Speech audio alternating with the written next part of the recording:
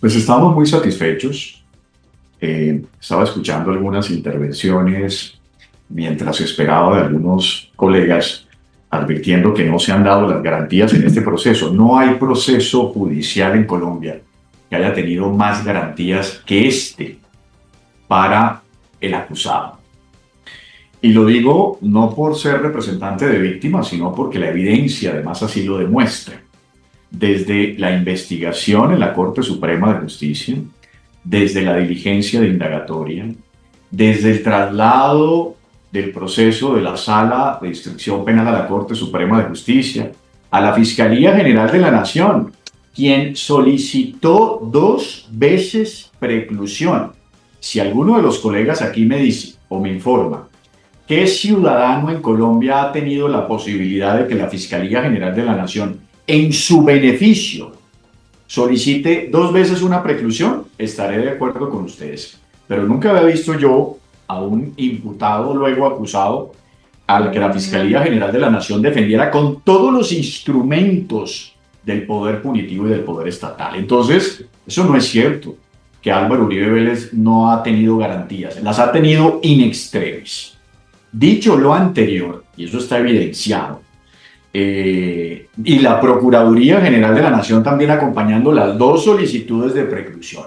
Por fortuna, juezas de la República negaron y estas representaciones de víctimas también se opusieron de manera ferviente a esa solicitud de preclusión. Hoy estamos frente ya a las puertas de iniciar entonces la etapa preparatoria. Entonces, a mí me parece que es una decisión sensata por parte del Tribunal Superior de Bogotá, estableciendo que ya se habían entonces homologado las 2 figuras procesales, la de la indagatoria y la de la imputación, por lo cual los hechos jurídicamente relevantes están absolutamente delineados y faltó dentro de la argumentación de la defensa, evidentemente, por qué desde el punto de vista del principio de trascendencia esa nulidad debía entonces desarrollarse. Es evidente que recordemos que en primera instancia la juez 44 rechaza de plano la solicitud de nulidad al entenderla absolutamente dilatoria. Y yo creo que eso es a lo que le está apostando la defensa el día de hoy, a que se extienda en el tiempo el debate probatorio para que nos llegue entonces finalmente la prescripción de la acción penal que está para octubre del 2025, es decir, a la vuelta de la esquina. Los penalistas sabemos, independientemente que falte un año largo, eso es poco tiempo desde el punto de vista del debate procesal. Entonces, sí han habido garantías para el procesado, 2 solicitudes de preclusión, el cambio de ley 600 a ley 906, con una solicitud incluso de libertad en su momento por parte del fiscal que estuvo Gabriel Jaimes, es decir, un hombre con todas las garantías, un hombre que continúa con un poder absoluto al interior de la Administración de Justicia, con un equipo de abogados de gran fuerza y de gran prestigio. Sin embargo, consideramos que la Administración de Justicia ha sido coherente en sus posiciones y hoy nos enfrentamos al verdadero debate, el ejercicio del debate probatorio, audiencia neurálgica, evidentemente para irnos a juicio, los elementos materiales de convicción por parte de la Fiscalía muy fuertes. Veremos entonces cuál es el argumento, cuál es la oposición o los elementos de convicción que traiga la defensa, y seguramente será un juicio muy fuerte y muy atractivo desde el punto de vista de la construcción penal. Entonces, para esta representación de víctimas estamos satisfechos con la decisión del tribunal. Esperamos que rápidamente el juzgado 44 cite audiencias. El otro día veía que establecía que la Fiscalía y la representación de víctimas estaban presionando al tribunal para que estableciera unas fechas de audiencia. Claro, es que eso es absolutamente legítimo. ¿Dónde está el problema de eso? De querer entonces que este proceso no se nos termine por prescripción, sino dando el debate probatorio. Esa es mi gran conclusión, Florencio. Gracias por el espacio y gracias también a los colegas por su amable debate. Doctor Miguel Ángel, aquí los panelistas han insistido casi que todos en unanimidad de que el tribunal pues no fue se dedicó más a la forma que al fondo. ¿Usted también cree lo mismo o cree lo contrario? No, yo no creo que se dedicó más a la forma que al fondo. Es que no había fondo, en realidad. Le faltó estructura a la solicitud. ¿Dónde está el principio de trascendencia? Toda nulidad exige como argumento estructural y legítimo establecer cuál es la trascendencia. Es que ese debate sobre el cual se construye la nulidad se puede dar en juicio perfectamente. Están delineados los hechos jurídicamente relevantes. Están absolutamente claros. Entonces, el debate no es ese. El debate no es que el tribunal se haya entonces contenido en la forma y no en el fondo. El problema es que la solicitud no tenía fondo. Ese es el tema central. Y evidentemente la unanimidad de los colegas no significa que sea cierto el argumento. El argumento real es que le faltó profundidad y argumentación a la solicitud y per se, así como la juez 44 había establecido, rechazarla de plano por improcedente con relación a que la carga argumentativa no había sido suficiente, también el tribunal se relaciona o se estructura en aquellos aspectos que para ellos eran importantes, que son de fondo, no son formales. Es evidente que hay que tratar de guardar las garantías para el procesado. Repito, en este caso se han excedido las garantías para el procesado. Y desde el punto de vista de la argumentación de la nulidad, no encuentra esta representación de víctimas y así lo termina interpretando también el tribunal desde el punto de vista de la trascendencia. Con relación a eso, ese debate se puede dar perfectamente en juicio y no tendría viabilidad nulitar. Recordemos que la nulidad es la intervención extrema por irregularidades que sean trascendentes para el debate al interior del expediente. En este caso no se dio. Estoy de acuerdo con la posición del tribunal. No había necesidad de profundizar porque el debate propuesto fue bastante opaco. Doctor Miguel Ángel, sé que tiene una audiencia, pero regáleme 2 minuticos porque tengo aquí al doctor Julio César Rosero y al doctor Santiago Caballero, quienes también están acompañándonos aquí y cada uno tiene una pregunta para usted respecto a lo que acaba de pasar en el caso del expresidente Álvaro Uribe Vélez.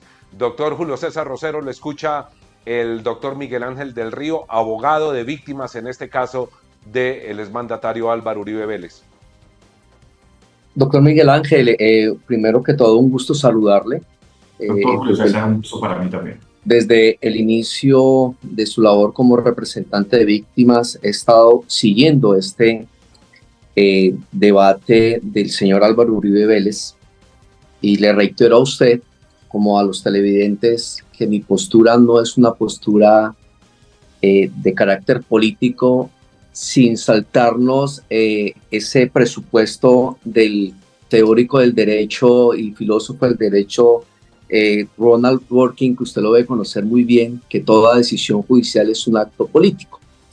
Cuando me refería al contexto de que el tribunal se había ido por la forma y no por el fondo, me refería era a la escasez de la respuesta a los postulados bien elaborados o mal elaborados que tuvo el doctor Granados.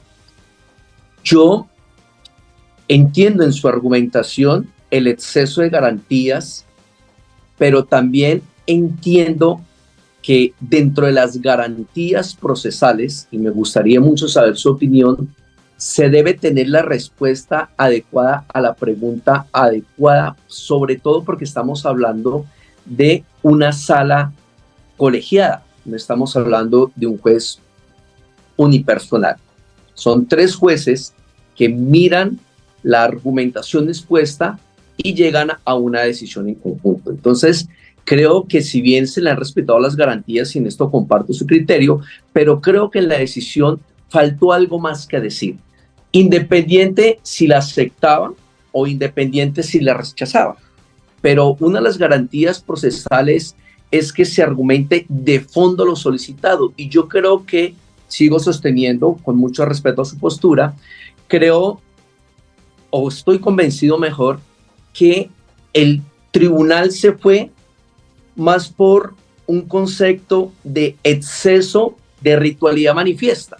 Por eso en algún momento planteaba yo una posible acción de tutela, ya lo definirá la defensa, inclusive la representación de las víctimas también tendrá lugar para ello, pero creo que se fue más por esa línea, ¿sí? Por eso digo que me quedé esperando más el argumento jurídico mucho más sólido, sin decir que se le reconozca o no se le reconozca la nulidad o se acepten o no se acepten los planteamientos. ¿Creería usted que más el tribunal se fue por esta postura de una ritualidad manifiesta en la argumentación expuesta por el doctor Granados? Muchas gracias, doctor. A usted, doctor, muy buena pregunta además. Y sobre el tema político, ese punto del contexto es bueno porque la gente ha pensado que, o digamos en la ciudadanía, la pulsión de este proceso está relacionada con un ejercicio político. Es decir, como si se hubiese politizado la administración de justicia. Entonces, eso hace que los debates se reduzcan casi precisamente que si uno mantiene una posición política diferente, pues entonces uno tendrá una conclusión jurídica diferente. Y creo que esto hay que someterlo estrictamente a un debate jurídico. La pregunta es muy importante porque está relacionada sobre el alcance de la decisión de segunda instancia. Si la segunda instancia entonces pudo sustentar de debida forma la solicitud propuesta por la defensa. Y yo estoy de acuerdo en algunos puntos que usted establece, doctor Julio César, porque yo considero que de pronto el Tribunal Superior dejó de establecer algunos criterios expuestos por la defensa, pero se centró en el núcleo. Quizá el ejercicio que usted habla, ritualístico, fue manejado de manera muy literal por parte del tribunal.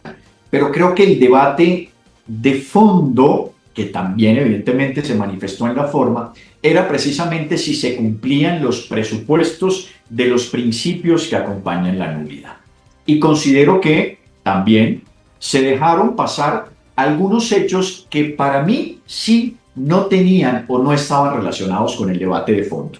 Aquí el debate de fondo era esa solicitud de nulidad establecido como el camino extremo o la solución extrema para resolver el problema jurídico era viable o no, y el tribunal encontró como respuesta que nosotros compartimos como representación de víctimas que no era el camino extremo porque era solucionable en el interregno de lo que viene hacia adelante. Sí creo, como gran conclusión a su pregunta, que faltaron algunos puntos por dilucidar que también pueden haber establecido o quedado desierto. La defensa tiene toda la posibilidad de interponer una acción de tutela contra la decisión por parte del tribunal y del juzgado de primera instancia, pero creo que se resolvieron de fondo el problema estructural que planteaba la defensa. Pero gracias por la pregunta, me parece muy importante. Doctor Santiago, la pregunta muy concreta para el doctor Miguel Ángel del Río, abogado de víctimas. Pues a ver, yo creo que estoy muy de la otra orilla del río. Disculpe el uso del lenguaje. Creo que estoy muy lejos de la posición del doctor del Río, porque la trascendencia es sencillamente que se menoscabe el derecho procesal o la garantía del procesado. Cuando usted le llegan con un delito un día antes de su audiencia de acusación y le anuncian un delito un día antes, pues obviamente cambia todo el esquema probatorio y todo el esquema procesal para llegar a la audiencia preparatoria. Yo, además que me diga, perdóneme, doctor del Río, que estemos en ese punto, que me digan que una institución pida dos veces la preclusión, y solo cuando hay cambio de la posición ideológica de la cabeza de esa institución, se revoque y se modifique, y la modificación sea alegar un nuevo delito. A mí sí me parece que ambas, desde los dos, hay una posición política. Desde la anterior, la del doctor Barbosa, que no me gustó para nada, la administración del doctor Barbosa, como no me parece correcta el cambio, la simple modificación con la adición de un delito. Entonces yo sí creo que se violó la trascendencia. Y la anunciación sí la hizo el doctor Granados. Él dijo que llevar un nuevo delito un día antes era violar el derecho de defensa a la parte. ¿Y cómo? Porque es que no tenían cómo conocer, no tenían cómo llegar, no tenían cómo presentarse ante la acusación con esa nueva conducta que alegaba la Fiscalía General de la Nación. Entonces, en ese orden de ideas, pues yo insisto, mi pregunta, no hay pregunta como tal, mi posición está en la otra orilla del pensamiento jurídico, porque no es simplemente por si estoy en favor del presidente Uribe, que no lo estoy. En la derecha colombiana no hay nadie más lejos del pensamiento político del presidente Uribe, pero tampoco puedo estar en el pensamiento jurídico del tribunal en este momento, porque me pareció flojo. Sigo insistiendo, me parece flojo. Si iban a argumentar la trascendencia, hagan un análisis completo sobre lo que faltó, sobre por qué se debía sustentar o sobre por qué se violó el principio de la trascendencia, la argumentación del principio de la trascendencia. Pero decir que no se argumentó porque sí o porque no, pues me parece que no.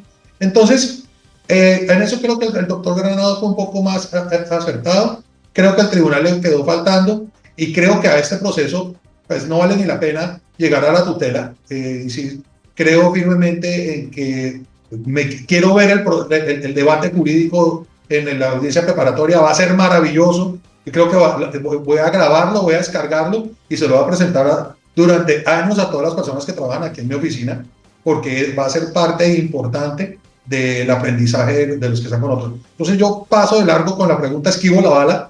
Me parece que fue suficientemente claro al decir que no estoy de acuerdo con lo que dijo el tribunal. Doctor Santiago, yo tengo una audiencia, pero no me puedo ir sin tocar cada uno de los puntos que usted ha establecido, que además se los agradezco, muy bien estructurados. Mire, yo soy por eso le decía ahorita al doctor César que el tema no es en qué orilla estamos políticamente, porque usted como yo sabemos que nosotros podemos defender al uribista, al petrista, al rojo, al verde, cualquier color, porque evidentemente somos defensores y más allá de nuestra posición política debemos despojarnos de esa eventualidad cuando asumimos una defensa o cuando asumimos una representación de víctimas.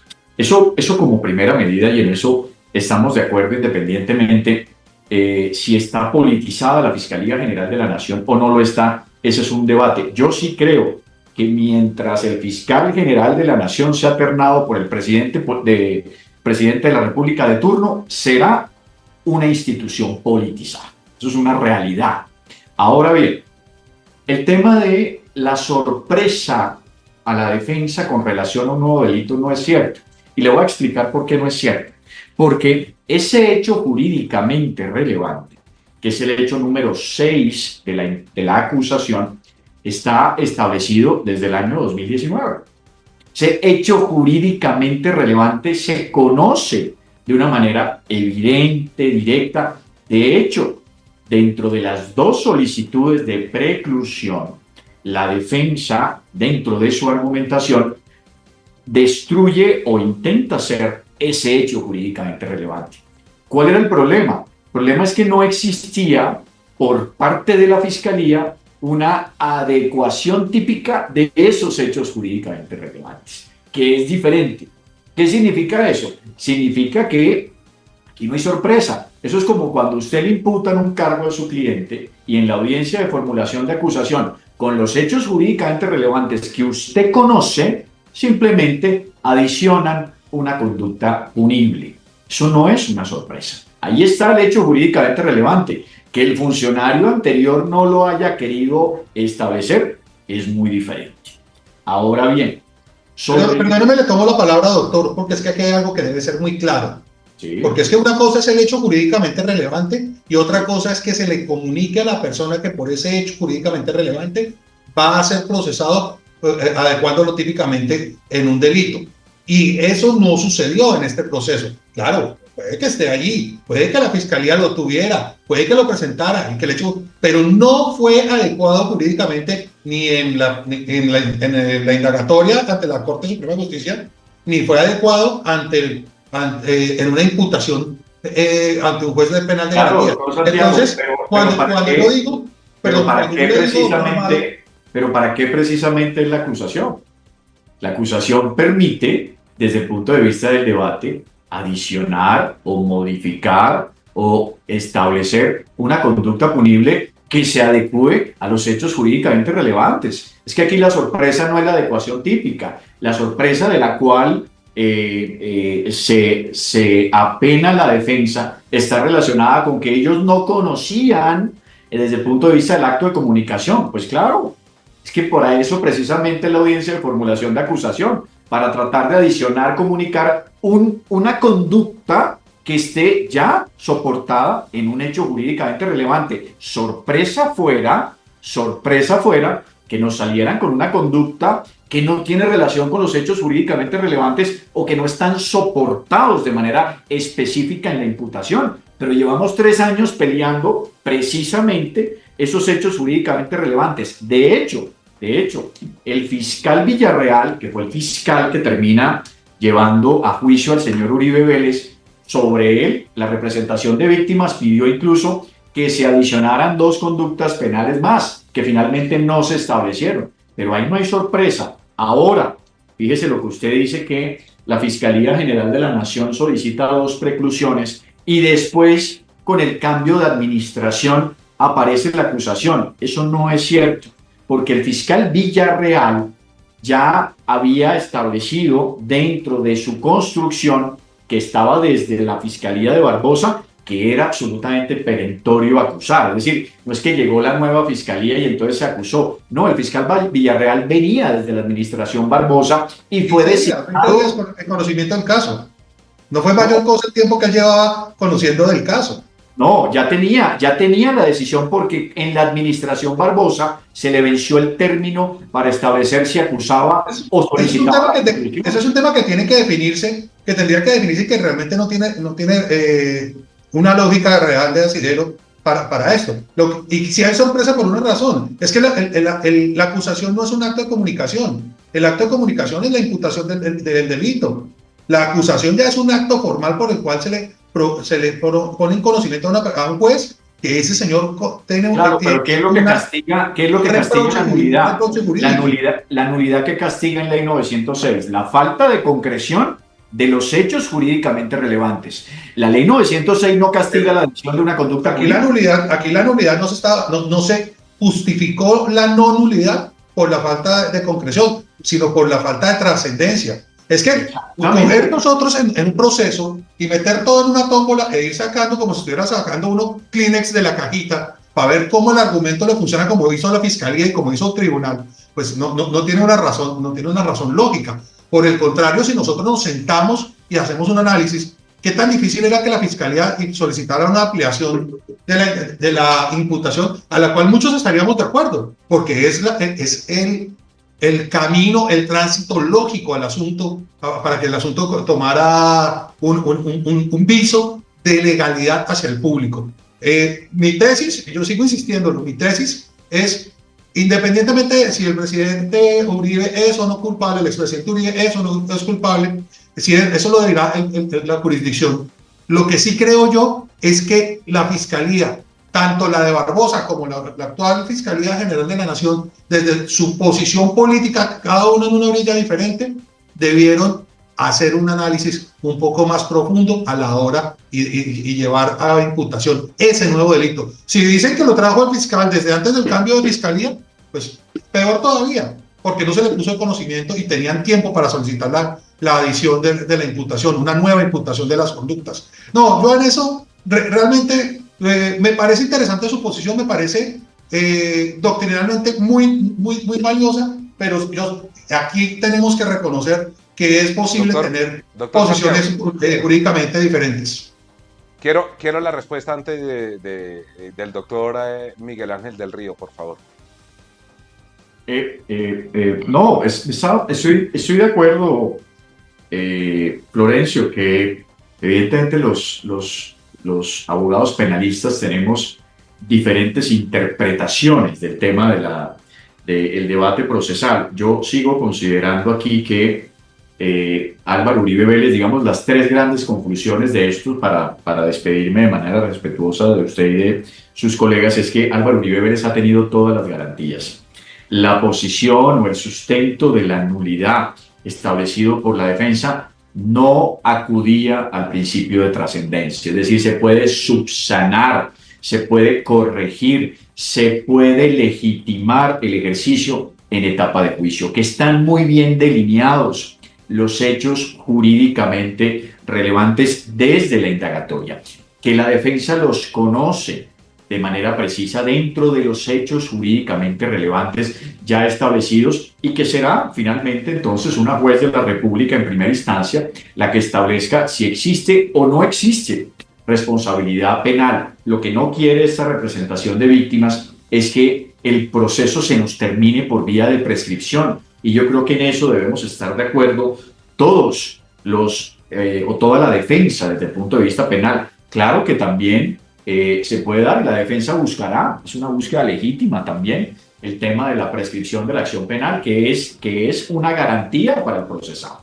Pero aquí al procesado se le han respetado todas las garantías, 2 solicitudes de preclusión que, repito, los colegas me dirán si alguno de sus clientes, yo nunca he tenido ninguno al que la Fiscalía General de la Nación le haga 2 solicitudes de preclusión, casi que parecía de la bancada de la defensa, y sobre el tema político también estoy de acuerdo. Todas las fiscalías generales de la nación están politizadas, la anterior, esta, la próxima. ¿Por qué? Porque el presidente de la República los terna. Eso es una decisión política. Entonces, aquí hay que despojarnos, sí, seguramente, a futuro, de la posibilidad de que el Ejecutivo termine ternando a quien va a manejar entonces el poder punitivo del Estado. En eso estoy completamente de acuerdo, pero lo que se ha dado hoy es una decisión netamente jurídica. ¿Que tenga repercusiones políticas? Pues claro que sí, pero debemos nosotros someternos al debate jurídico, y pienso que la decisión tomada por la juez de primera instancia y la decisión tomada por el tribunal, con los reparos que se puedan hacer sobre la misma, va en la dirección correcta, con un soporte jurídico bastante importante. Con esto, Florencio, me despido. Un saludo especial al doctor Santiago, un saludo especial también al doctor Julio César, y nos estaremos viendo en otros debates. Muchas gracias a todos. Muy honrado, doctor Miguel Ángel. Doctor Miguel Ángel, muchas gracias. Solamente antes de despedirlo, sé que tiene audiencia, pero solamente una precisión. Usted que conoce muy bien este proceso. El tema de la prescripción, ¿para qué fecha se está hablando de este proceso del expresidente Álvaro Uribe exactamente? Eso es 14 de octubre del año 2025. Falta más de un año. Falta más de un año, que en términos procesales, en términos penales, es muy poco. Creo que fue el doctor Santiago, el doctor Bruce que lo dijo, es muy poquito, muy poco incluso para decisión de primera instancia. Porque se viene debate preparatorio, va a ser muy duro, habrá sorpresas en la audiencia preparatoria, ya le doy un anticipo, Florencio, sobre cosas importantes que se vienen en la audiencia preparatoria. No le puedo dar mayor detalles, pero viene un tema bien álgido en ese debate procesal, con un elemento material probatorio que va a generar polémica muy fuerte, y también entonces eso será susceptible de recursos, evidentemente. El tema de si se inadmiten, si se excluyen algunos elementos materiales de convicción, será entonces el tribunal el que tome la determinación sobre si eso es así. Ahí nos demoraremos unos meses, empezará el juicio también con las polémicas naturales, entonces evidentemente estamos con esa preocupación relacionada con el tema de la prescripción, pero vamos a tratar de que, por fortuna, la juez 44 ha tenido una posición muy fuerte con relación a evitar que este proceso se salga de las manos, y creemos entonces que podríamos lograr en primera instancia antes de octubre del 2025 una decisión difícil, pero no imposible. Un saludo especial, Florencio. Estudie en Uniempresarial, la Universidad de la Cámara de Comercio de Bogotá. Desde la Cámara de Comercio de Bogotá, región Bogotá, Cundinamarca, queremos invitar a todos los colombianos que quieran educarse y conseguir empleo en muy corto tiempo. Son 3 años y medio cada uno de los programas profesionales que tiene Uniempresarial. La Cámara de Comercio es la gran sombrilla de Uniempresarial, porque es la universidad de los empresarios.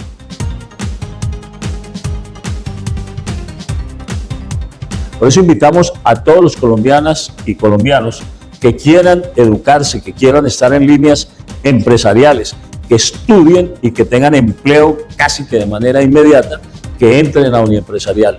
Hoy estamos presentando grandes ofertas a nivel de descuentos. Tenemos una de las matrículas más bajas que hay en Colombia, por eso queremos decirle, colombianos y colombianas, miren a un empresarial, estudien y trabajen.